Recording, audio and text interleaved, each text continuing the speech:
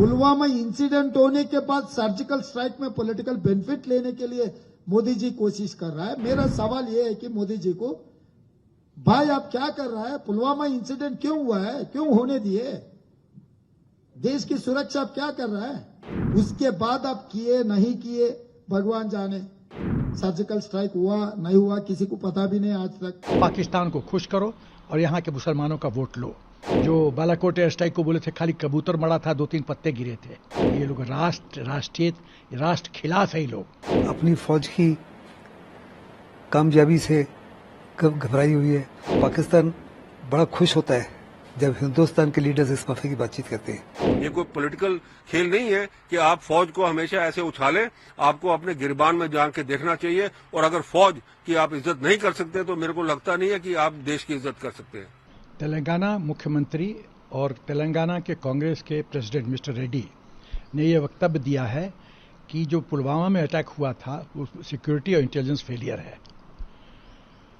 दूसरी बात, उन्होंने कहा कि पता नहीं पुलवामा अटैक उसके बाद जो सर्जिकल स्ट्राइक वगैरह हुआ, कुछ हुआ भी नहीं, कुछ हुआ कि नहीं हुआ कहा नहीं जा सकता।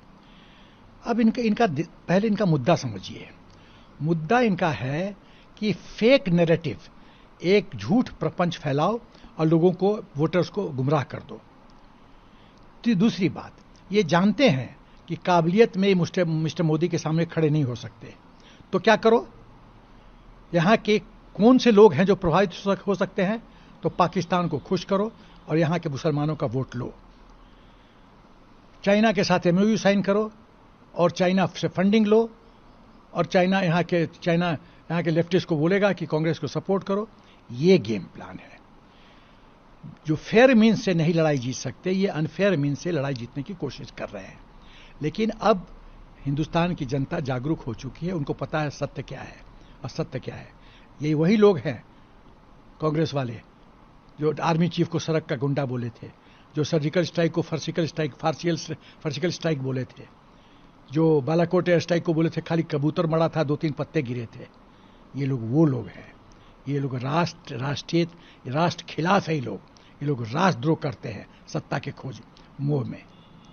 ये बहुत घृणा का विषय है और जो जनता जनार्दन को इनको सही उत्तर देना चाहिए। बड़ी सक्सेस स्टोरीज है, जैसे कि सर्जिकल स्ट्राइक उरी के बाद में और बालाकोट स्ट्राइक पुलवामा के बाद में कभी राहुल गांधी और कभी तेलंगाना के चीफ मिनिस्टर उसको क्वेश्चन करते हैं। अक्सर ऑपोजिशन जो है अपनी फौज की कामयाबी से कब घबराई हुई है। उनको साफ तौर पर नजर आता है कि ये इस माफी की स्ट्राइक हुई नहीं, जबकि इसके सब हर प्रकार के प्रूफ भी सरकार दे चुकी है। और पाकिस्तान बड़ा खुश होता है जब हिंदुस्तान के लीडर्स इस मसले की बातचीत करते हैं। हिंदुस्तान की आवाम साफ तौर पर जानती है कि आज अगर देश सुरक्षित है, देश की एकता और अखंडता कायम है, तो गार्डियन एंजल्स इस देश की हमारी सेनाएं हैं, और उनके ऊपर सवाल करना जो है एक किस्म से अपोजिशन के लिए भारी पड़ेगा। और मुझे पक्का यकीन है कि इसका जवाब जो है इलेक्शन के माध्यम से अपोजिशन को मिल जाएगा। देखिए, कांग्रेस पार्टी का इतिहास रहा है कि वो हमेशा जब भी कोई ऐसी कार्रवाई होती है, जब हमारे सोल्जर जो हैं वो अपनी जान पे हथेली पे लेके जान निछावर करके और ऐसी कार्रवाइयां करते हैं, उसको हमेशा डाउट करती है, क्योंकि वो एक पॉलिटिकल ब्राउनी पॉइंट स्कोर करना चाहते हैं दूसरी पॉलिटिकल पार्टी के साथ। यही कांग्रेस पार्टी है। नेहरू से लेकर आज तक अगर इनका इतिहास देखें, देश का इन्होंने जो है टुकड़े टुकड़े करके इन्होंने बंटवारा कर दिया है।